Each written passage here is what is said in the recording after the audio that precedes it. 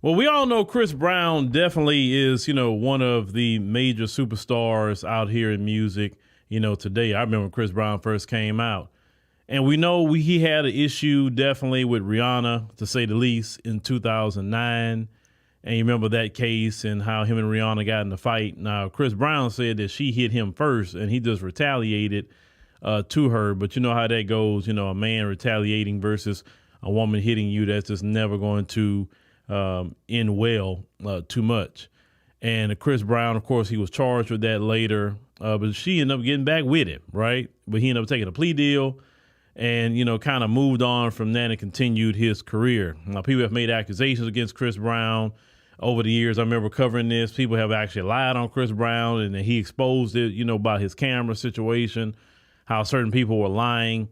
Now you have Investigation Discovery doing a new documentary on Chris Brown called A History of Violence.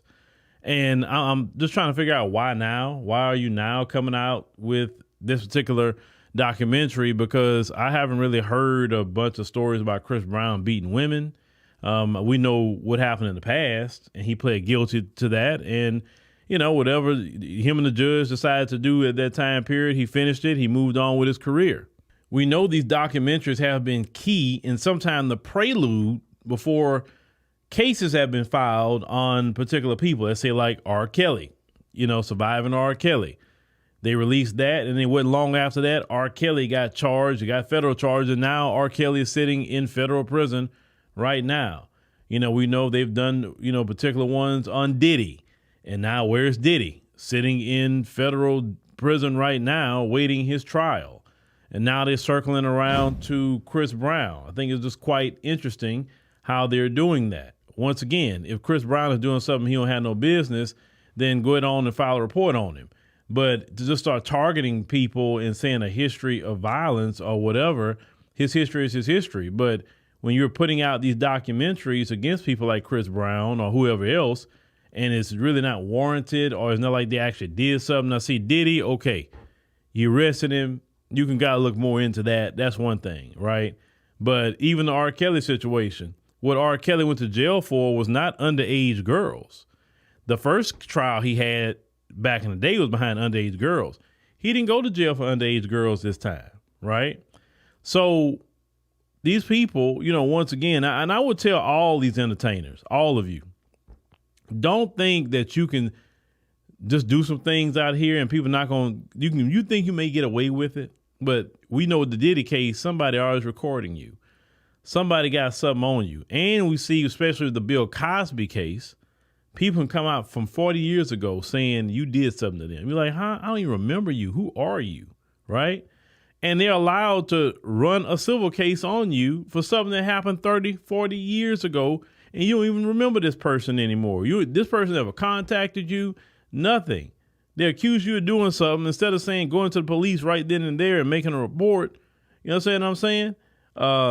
No, they wait 30, 40 years and say he hit me, he did this to me, he did that to me. And I don't agree with that. I never will agree with that. If somebody do something to me, I'm going to report it right then and there. I'm not going to wait 15 years later to try and say, okay, now I'm going to go file a lawsuit. You know what I'm saying? Because it makes people think that you just on a money run. Because if it was about justice, you'd have got it a long time ago. Now, this situation, Chris Brown and all this stuff trying to sully his name, I don't like that, bro. I don't like that at all. I don't.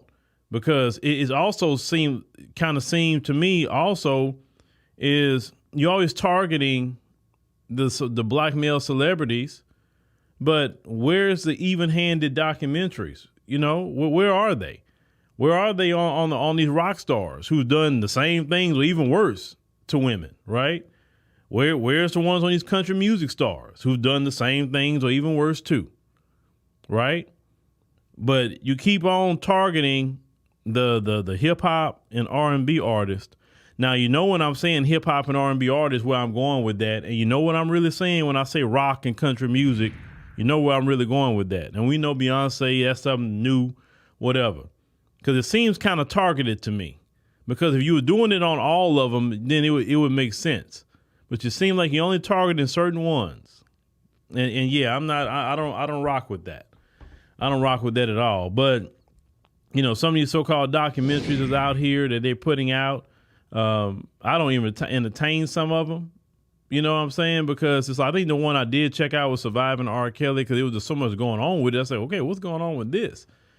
And that's why it's just best, fellas. Let me tell y'all something.